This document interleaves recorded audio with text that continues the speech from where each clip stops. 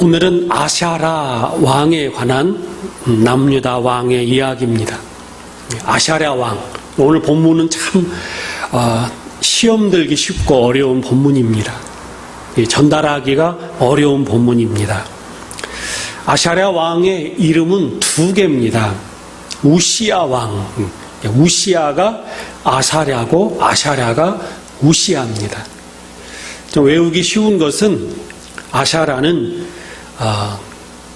위를 좋아했습니다. 위를 좋아했다는 것이 이 젊은 시절에는 위에 계신 하나님을 좋아했고, 또 이분은 나중에는 자기가 높아졌습니다. 윗사람이 되었습니다. 교만한 왕.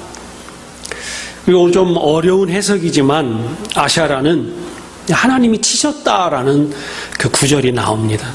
하나님 앞에 매를 맞고 나병이 걸리고, 그 나병이 걸려서 더 이상 왕위를 영위하지 못하고 별궁에 기거하면서 그의 아들 요담이 나라를 통치했다라고 성경은 기록하고 있습니다.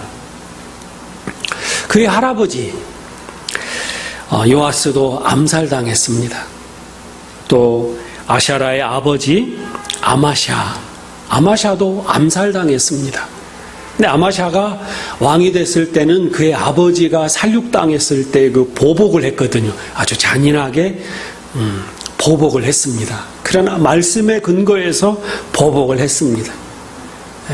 적을 보복했지만, 심판했지만 그 아들들은 죽이지 않았다. 그런데 그 이 아마샤가 죽었는데 이 아들 이 아샤라는 보복을 전혀 하지 않았습니다. 원인은 나이가 16세다. 16살, 어떻게 보면 중학생 나이에 왕이 된 것입니다. 왕으로서 힘이 없었기 때문에 선왕 아버지에 관한 보복을 하지 못했던 아주 약한 왕이었다. 또 한 가지 추측컨대 선왕을 시해한 자들, 그의 아버지를 죽이고 정권을 이렇게 세웠는데 거기에 이 아샤랴 왕도, 아샤랴가 거기에 한편으로 같이 참석했다라는 이런 두 가지의 해석을 할 수가 있겠습니다. 아샤랴 왕은 긴 기간 52년을 다스렸습니다.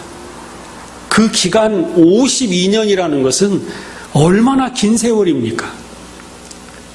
여러 가지 일들이 그에게 있는데 오늘 성경은 해석이 딱 몇 구절 안 됩니다. 아샤랴 왕은 산당에 제사했다. 산당에다 분향했다.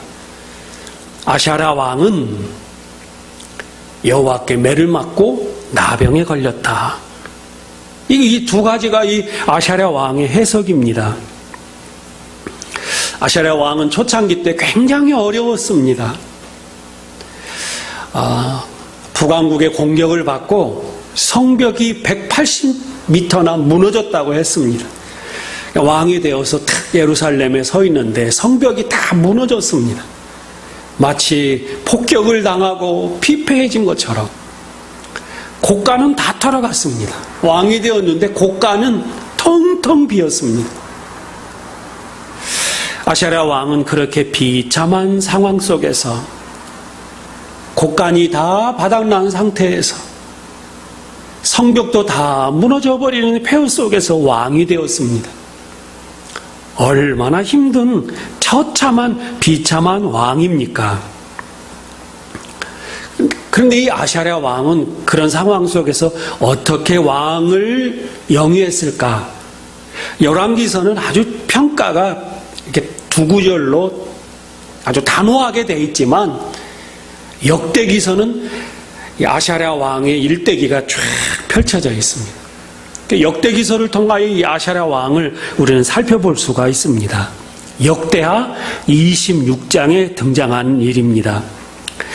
역대하 26장 3절을 제가 한번 읽어드립니다. 이 우시야가 아사랴입니다. 같은 이름입니다. 우시야가 왕위에 오를 때에 나이가 16세라. 예루살렘에서 52년간 다스리니라. 그의 어머니의 이름은 여골리아요 예루살렘 사람이더라. 그 나오죠. 열왕기하 15장의 말씀과 역대하 26장 3절의 말씀이 거의 같습니다. 그런데 이제 그 이야기가 우리가 모르는 열왕기서를 통해서 알지 못하는 정보들이 역대기에 나옵니다. 5절입니다. 제가 읽어드리겠습니다. 하나님의 묵시를 밝히 아는 스가랴가 사는 날에 하나님을 찾았고 그가 여호와를 찾을 동안에는 하나님이 형통하게 하셨더라. 아샤라 왕 옆에는 스가랴라는 선지자, 제사장이 옆에 있었습니다. 스가랴가 우리가 아는 이 소선지 스가랴 선지자는 아닙니다. 이 소선지서에 나오는 스가랴 선지자는 바벨론에게 나라가 망해버릴 때에 등장한 선지자입니다. 이름은 같고 다른 선지자라고 생각이 됩니다. 하나님의 묵시를 밝히 아는 스가랴가 사는 날 동안에, 그러니까 이 스가랴가 나라가 망하기 전에 살아있던 선지자니까 나라가 망한 이후의 선지자는 아니죠. 그런데 그때만큼은 이 아사랴가 하나님을 찾았습니다. 성벽이 무너져버리고 곳간이 비어버리고 나이는 16세고 나라를 어떻게 다스릴까? 힘들고 어렵고 고통스러울 때, 아무도 자기 자신을 알아주지 않을 때, 힘이 없을 때 여호와를 찾았다. 우리 하나님을 찾았는데, 하나님께 기도했는데 하나님께서 형통하게 하셨더라. 우리 신앙의 핵심 내용이 이 구절인 줄로 믿습니다. 성경은 이 구절을 전하고자 합니다. 하나님을 찾으라. 힘써 여호와 하나님을 찾으라. 하나님께서 너에게 형통한 길을 내시리라. 6절에 보면 우시아는 이제 많은 업적들을 쌓아갑니다. 우시아가 나가서 블레셋 사람들과 싸우고 가드 성벽, 야분의 성벽, 아스돗 성벽을 헐고 아스돗 땅과 블레셋 사람들 가운데 성읍들을 건축하며 적의 성벽을 무너뜨려 버렸습니다.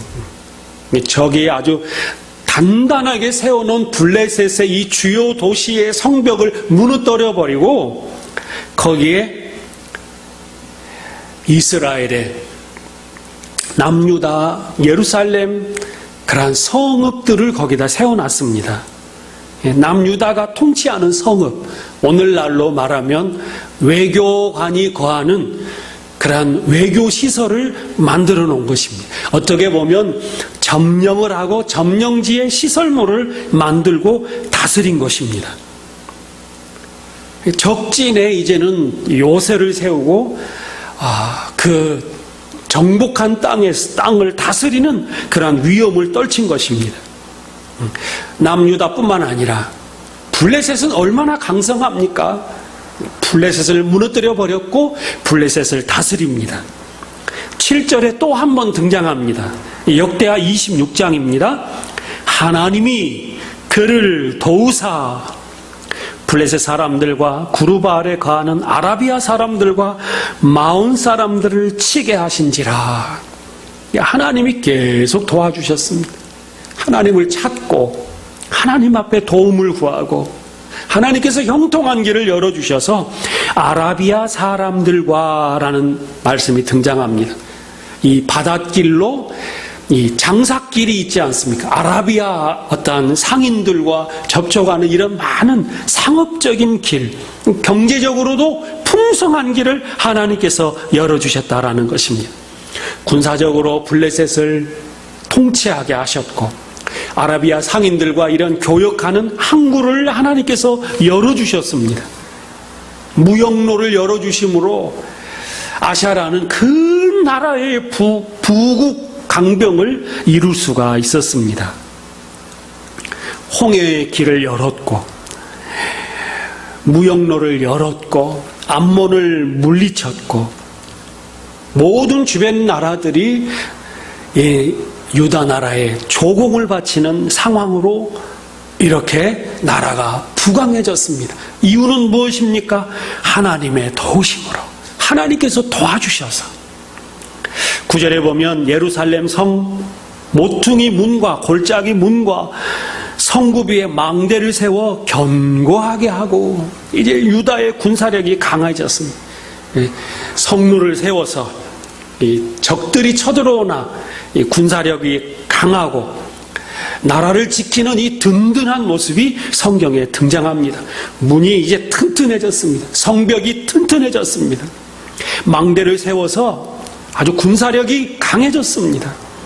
10절, 또 광야에 망대를 세우고 물 웅덩이를 많이 파고 고원과 평지에 가축을 많이 길렀으며 여러 산과 좋은 밭에 농부와 포도원을 다스린 자들을 두었으니 농사를 좋아함이었더라.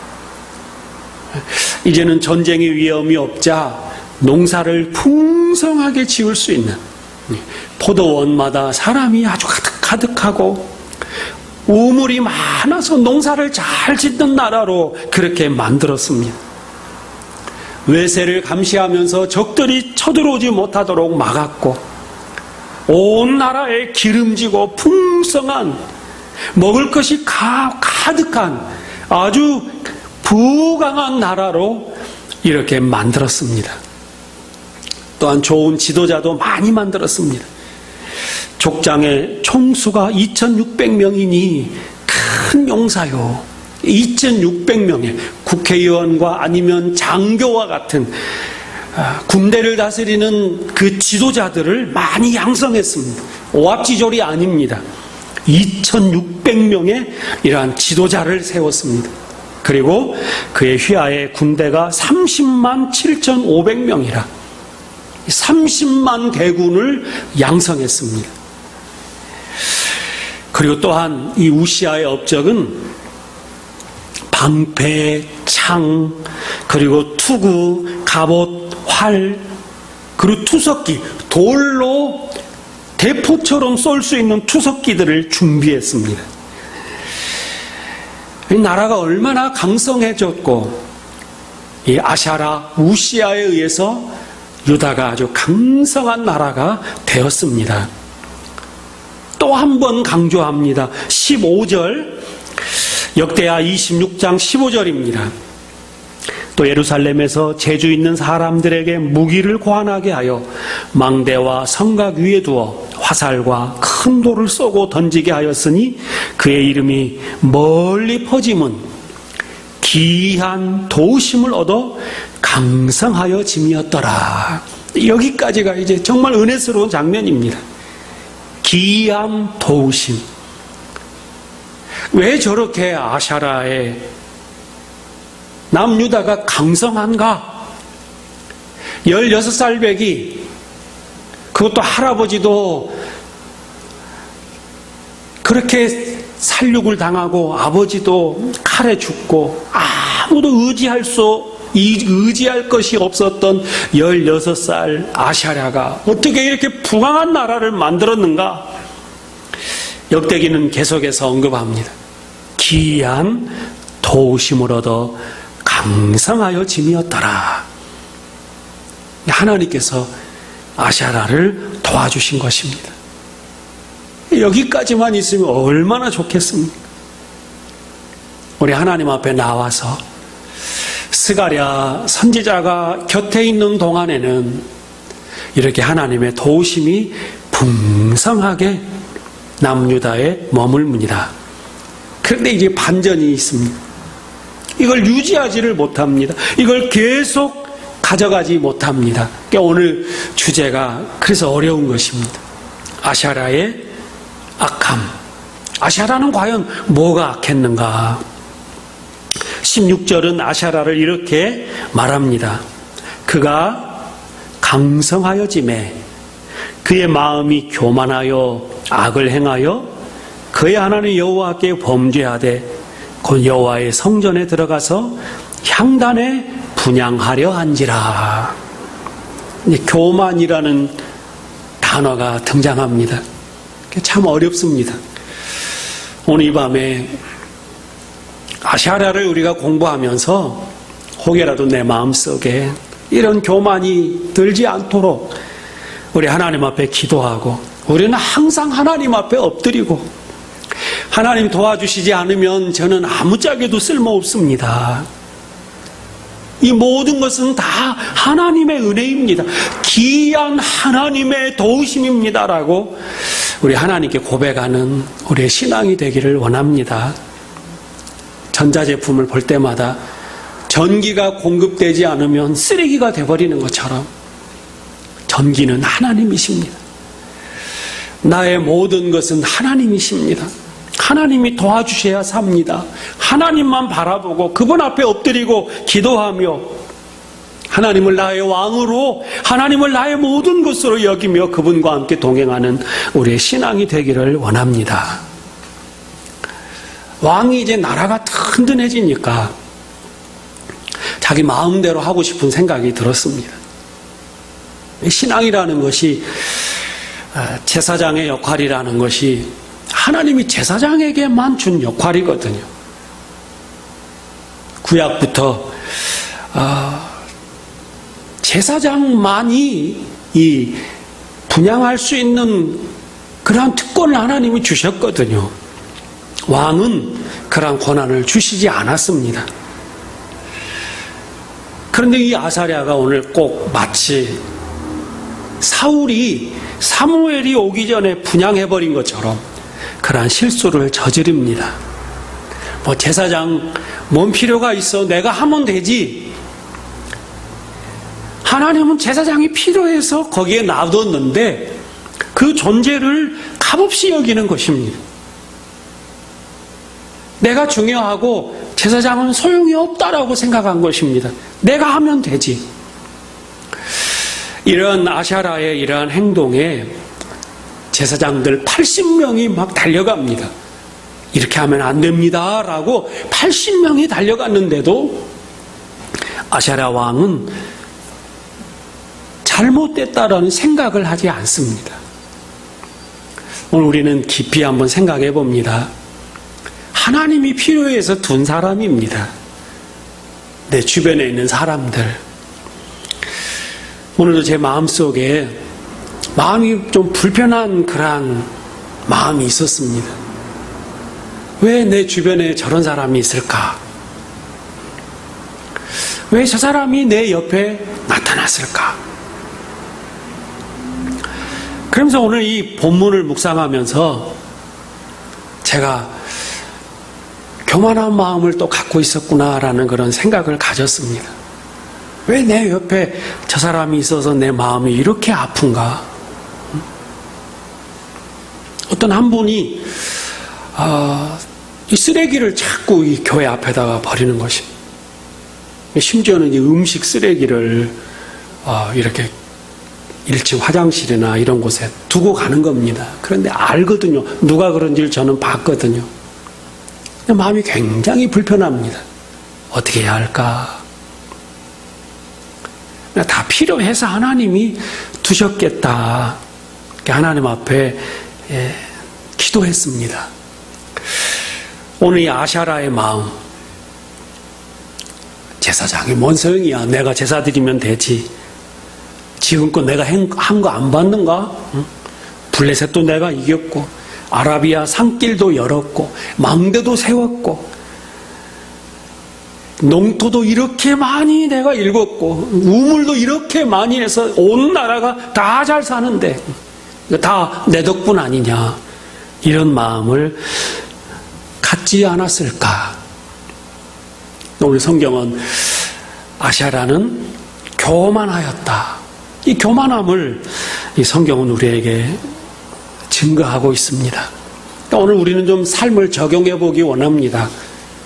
인간 관계 속에서 모든 나와 관계를 맺은 사람들과의 관계 속에서 우리 하나님 바라보기를 원합니다. 하나님은 나를 훈련시키시고 나에게 꼭 필요해서 저 사람을 내 옆에 두셨구나. 그래서 이 바른 관계를 만들어가는 그런 우리의 신앙. 내 힘으로 누구를 압도할 수 있겠습니까? 하나님께 기도하면서 하나님, 내 마음이 참 아픕니다. 그 영혼을 변화시켜 주십시오.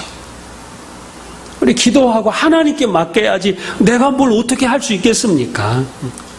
우리는 하나님이 아닙니다. 인간입니다. 철저하게 하나님 앞에 하나님 내 마음속에 평안을 주십시오. 하나님 앞에 낮아지게 하는 것입니다. 더 낮아져야 되겠구나. 내 뜻대로 되는 것이 아무것도 없구나. 내가 뭘 어떻게 할 수도 없구나. 하나님이 도와주셔야 하겠구나. 16살의 그 마음으로 이런 일을 내가 어떻게 해결하나. 16살 정도의 마음으로 하나님 앞에 맡기면 하나님께서 형통한 길을 열어주신다는 것입니다. 오늘 교만이라는 것, 어떤 분이 참 너무 귀한 글을 쓰셨더라고요. 교만의 죄는 여러 가지의 죄가 있는데 교만이라는 죄에 비하면 아주 극악무도한 죄도 그 죄는 벼룩에 물린 정도에 지나지 않는다. 교만이라는 죄가 너무 크다는 것입니다. 다른 죄는 그 죄를 짓고 마음의 심령이 막 통곡하면서 잘못했다고 하고, 어떤 죄는 그 죄를 짓고는 너무나 그 죄에 시달리면서 고통스러워서 하나님 앞에 매달리는데, 교만이라는 죄는 모른다는 것입니다. 내 자신이 모른다는 것입니다. 그래서 무섭다는 것입니다. 그러니 그분이 이런 많은 마귀의 공격 가운데 이런 공격들을 마귀가 한다라고 이런 말을 했습니다. 베테랑 마귀가 이제 초보 마귀, 베테랑 마귀는 삼촌이고 초보 마귀는 조카입니다. 조카에게 가르칩니다. 신앙인에게 시험을 주는 많은 덕목들이 있는데, 첫째는 실망감이랍니다. 여러 가지 한 30개가 열거되어 있는데, 실망감. 성도들이 자꾸 실망하는 것입니다. 목사님을 보고 실망하고, 성도들을 보고 실망하고, 그 실망감에 그 신앙이 마귀가 원하는 방향으로 자꾸 흘러간다는 것입니다. 또 한 가지는 가족 간의 불화. 가족 간의 불화를 자꾸 조장한대요. 근데 그 내용을 보니까 가족들이 신앙생활을 태만히 하거나 잘 못할 때 너무너무 사나운 모습으로 질책한다는 것입니다. 영적 의무를 감당하지 못하는 가족에게 향하는 말투, 그런 것 때문에 그 말로 계속해서 생각을 하면서 과민 반응에 빠지고 가족들의 신경을 긁어서 결국은 마귀가 그 가정을 넘어뜨린다라는 것입니다. 가족 간의 불화, 또 불안함을 주고 걱정을 많이 준다는 것입니다. 또 그의 육체를 피곤하게 한다는 것입니다. 너무너무 바빠서 피곤해서 신앙생활을 잘 못하게 한다는 것입니다. 그리고 진짜 배기는 뭐냐면 교만에 빠지게 한다는 것입니다. 근데 이분의 교만에 대한 평가는 그렇습니다. 신앙인이 하나님 앞에 나와서, 하나님, 제가 참 마음을 하나님 앞에 드리려고 합니다. 그러면서 어떤 교만에 빠지냐면 우월감에 빠지게 한답니다. 하나님 앞에 나와서까지도 우월감이 생긴대요. 그래도 저는 하나님 앞에 이렇게 나왔습니다. 물론 그게 자긍심이 될 수도 있고 그런 나를 소중하게 여기는 마음이 될 수도 있지만, 하나님, 그래도 저는 하나님 앞에 나왔습니다. 근데 자기의 죄를 자복하면서까지도, 하나님, 그래도 저는 기특하지 않습니까? 제 죄를 이렇게 자복하고 회개기도하는 저는 좀 그래도 낫지 않습니까? 라는 그런 교만한 마음이 또 생긴다라는 것입니다.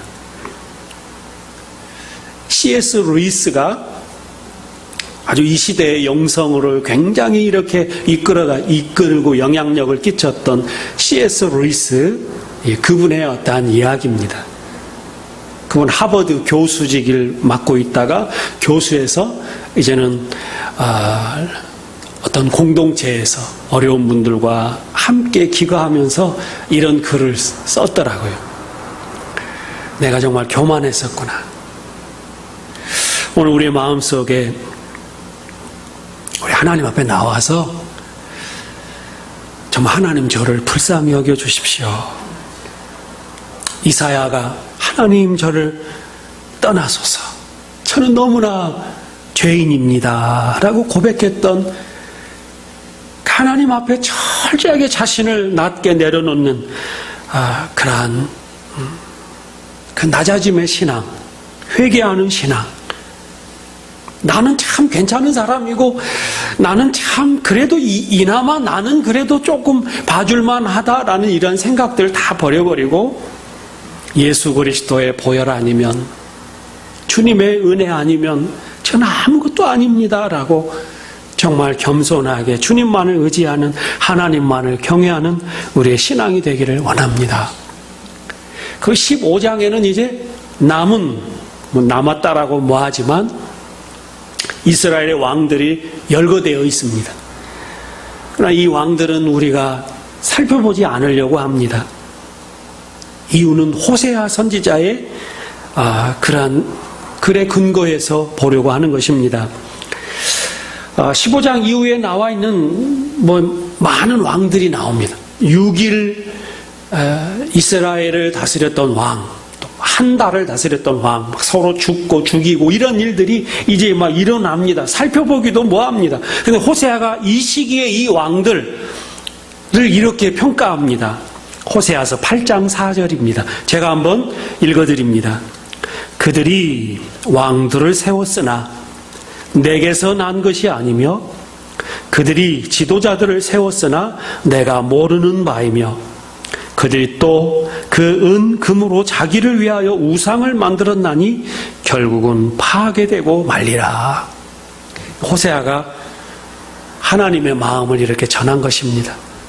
지금 이제 15장 8절부터 등장한 이스라엘 왕들은 자기들이 죽이고 왕을 세우고 또 왕위를 뺏기고 그랬는데 이 시기에 호세아의 선지자의 평가는 그들은 하나님이 모른다 했던 왕들이다라고 말씀하고 있습니다. 참 어떻게 보면 이 15장이 어렵고 무섭습니다. 예수님도 이렇게 말씀하셨습니다. 내가 너를 도무지 모른다. 우리의 신앙의 핵심은 거기에 있습니다. 우리가 하나님 앞에 갔을 때 참 잘했다. 충성된 종아. 너 얼마나 수고했느냐. 우리 주님의 칭찬과 주님께서 달려나와서 우리를 맞아주시는 그런 우리의 신앙이 거기에 초점이 맞춰지기를 원합니다. 나는 너를 도무지 모른다. 오늘 이 말씀 우리는 붙들고 왕으로서 대단한 업적도 많고 자신의 이름이 이렇게 높아졌는데도 열왕기서의 평가는 딱 한 가지였다라는 것. 오늘 다시 한번 생각하면서 우리 신앙이 정말 하나님 앞에 엎드려서 우리 하나님만을 높이는 그런 우리의 신앙이 되기를 간절히 바랍니다.